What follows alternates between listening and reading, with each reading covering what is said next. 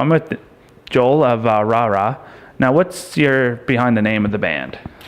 Well, that's a long story. Maybe I'll reenact it. Yeah. Okay, you'll be Aaron in the band, and I'll be Marshall in the band. Okay, now you start by asking me what I think we should name the band. All right, so what should we name the band? I don't know. What do you think we should name the band? Now you say, what about Rah Rah? What do you think we should name the band? Rah Rah, maybe? Yeah, that's a good idea. That's about it. A couple beers probably helped with that answer, too? I don't know. They were young. The band started when they were like teenagers, so I hope they weren't drinking because that would be illegal. And, but yeah, I think it was just they needed a name and that came up and it made sense. I mean, sometimes we think, because it's been so long since they chose the name, that maybe it doesn't suit it, but I mean, whatever, it's just a name. Yeah. People stop associating or stop thinking about what the name means once they see the band a couple times, and then it's just that's what it's called. So. Oh, cool. Yeah. Cool. Now your album release for The Poet's Dead is just about 2 weeks away. Yeah. Now how excited are you guys to finally get the album out? We're definitely really excited. I mean, we put a lot of work in it. It's been, we've started recording it almost a year ago, you know what I mean? So it's been, the ideas have been in place for those songs for a long time, and then recording it and getting all of the art together. I mean, that whole process is always like, you get more and more excited until it's done. And then once it's all done, it's like, you usually wait a little bit to kind of, organize some touring and all of that. So, I mean, the fact that it's actually going to come out in the next couple of weeks is almost like, oh yeah, this is what happens next, right? Yeah. It actually comes out and it's available and people get to, write nasty things on the internet or say nice things in person, or it's just out there. So it's exciting and a bit nerve-wracking too. You never know how things are gonna go, but we're excited, we're proud. So yeah, that's the way to be. As long as you're happy with the album, yeah, that's the way to go. For sure.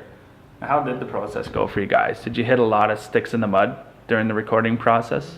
Well, I mean, once we were recording, it was fine. It was the sort of the pre-production part leading up to it where we had a lot of song ideas and a lot of songs that we felt were ready to be recorded. And then once we started working with Gus and Warner, who produced the record, we sort of realized that maybe we weren't as ready as we thought, and so we needed to push back the recording date a bit and put a little more work and effort into really getting into all of the details of the songs.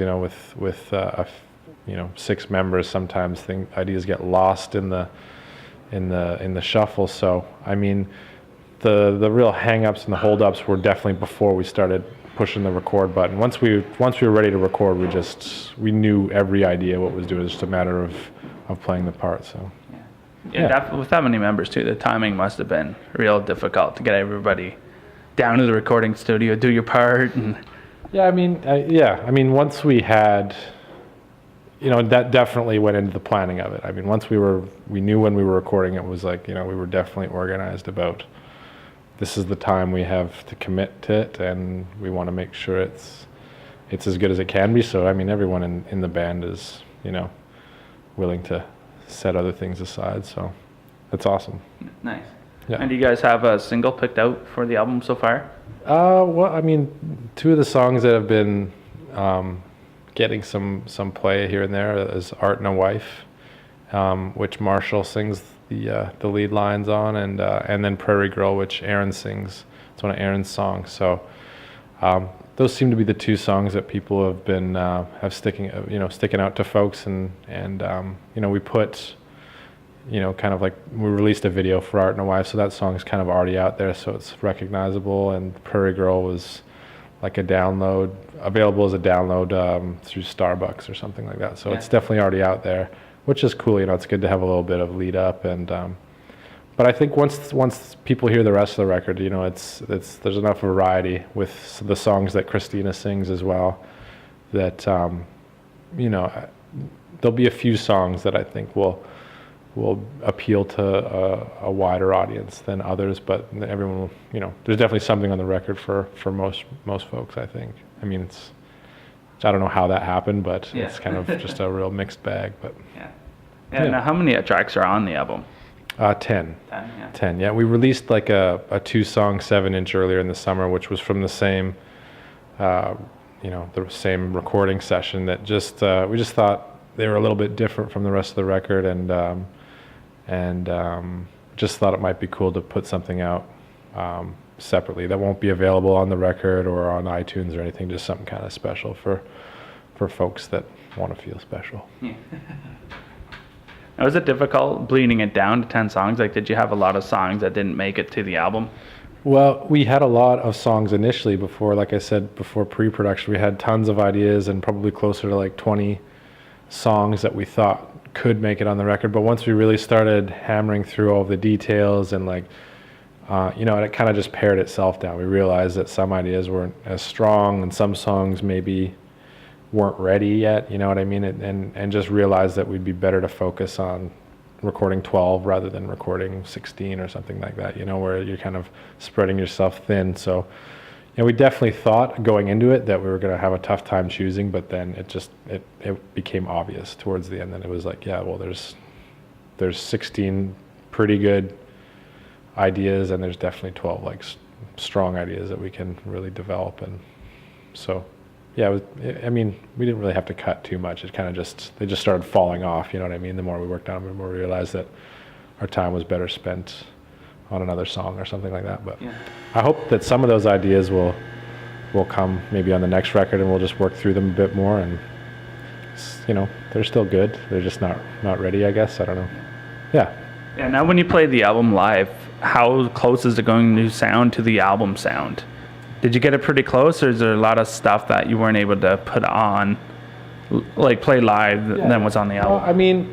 Well, there's definitely, you elaborate, there's 3 guitars going instead of 1, or, there's just little things that happen in the recording studio so you're never going to like quite nail it. But I think that, a real focus of ours since the record has been done is to like really try to figure out the best way to play them live, because we have members that switch instruments and stuff. And so we really wanted to make sure we weren't being, trying to pull a fast one on folks and put out this record that sounds great. And then, you come see us and it's like, well, the record's good, but the band, doesn't really do it live. So it's definitely like a concern and a focus because of that concern. So it's close. The songs that we have been playing on this tour and live so far have seemed to translate well. Folks that have heard them seem to be reacting well. People that we know and that are close to the band, who wouldn't lie to us and say it was great, say that it's good. But you always want to make sure that that's always in your, always in our minds, is that we don't want to like make something that's like false. I guess. Yeah. Now, what song have you found people have liked the most so far, live? Well, Prairie Girl seems to be really translating, just because just the set, the way it's set up is that Aaron starts on drums, and so we play a few songs on drums, and then then all of a sudden Jeffrey switches to drums, and Aaron's now right front and center, and so it's a bit like people that maybe aren't familiar with the band. It's unexpected, and then when she sings, she's got a beautiful voice. It's again unexpected, because she's been playing drums. So, it's kind of like pushes the reset button on the set a bit. So, people seem to really like that song, and it seems to be catchy, and I don't know. Art and a Wife is the one we opened the set with, so it's try to get people as excited as we can, as quick as we can. So that one's been doing well too. It's hard to say. It varies crowd to crowd, I guess, too, but. Yeah. Now, do you have any expectations for the album's success? I was gonna sell hundreds of millions, and I'll be rolling in an aluminum Lamborghini, like my man Beebs. It's aluminum, right? Or is it? No, it's probably alloy or something. Yeah. I'm gonna get one of those after, and like a chain with my name. Don't forget the teeth. You gotta have the teeth. Oh yeah, grills. But I'm gonna permanent my grills. I don't want to have to deal with taking them in and out. I'll just like diamond up my teeth. And so hopefully by about Christmas, we'll be super rich. That's the plan. Yeah, it gives it a couple months to give her. Yeah, give or take. Like maybe New Year's. I'm hoping that they'll like New Year's in Vegas. I'll be like Pauly D will be opening up for me, and I'll just be doing DJ sets in Yeah. Vegas for a week, and just iced out Yeah. aluminum cars, or I guess alloy cars. Yeah. Yeah. We're just hoping that people like it. Yeah. I don't know. You can't expect money, but I mean, it'd be nice. Yeah. But if, you know, As long as it gets paid for, well, that works. yeah. Well, it's not paid for yet. Yeah. You have to buy the record, people watching to pay for it. No, I mean, we just, expectations are, you know, yeah, always careful with them. I'm slightly more pessimistic than you know, I always think that people are going to not like it. You know, I don't know. It's kind of a crappy outlook, but I think, I mean, we're really proud of it. It looks, you know, the art looks great. Everyone that's been involved has worked super hard on it, and so it's like, you know, everyone's going to have their opinion of it. People are going to steal it on the internet. People are going to give it to their friends. That's, you know, you can't do anything about it. It's just the nature of the industry now. So it's, you know, just hope that people listen to it, give it a chance. If they like it, great. If they don't, I mean, that's the only expectation you can have, is that hopefully people listen to it. Yeah. You know, that's about it. Yeah. Yeah. And alloy cars. Now, where can people find you on the internet? rahrahband.com, RAHRAH band.com, and you know, iTunes, Twitter, Rah Rah. I think we're at Rah Rah Band on Twitter. That's me. I'm the face of Twitter. Rah Rah. Facebook. I mean, you know, it's obvious. Search Rah Rah Band on Google. It's a new website, www.google.com, and yeah, and push the first link. All right. Yeah. Scream, go outside and scream Rah Rah into the sky, and somebody should walk by with a secret envelope that will tell you how to find us on the internet. Yeah. It also Perfect. works. Yeah.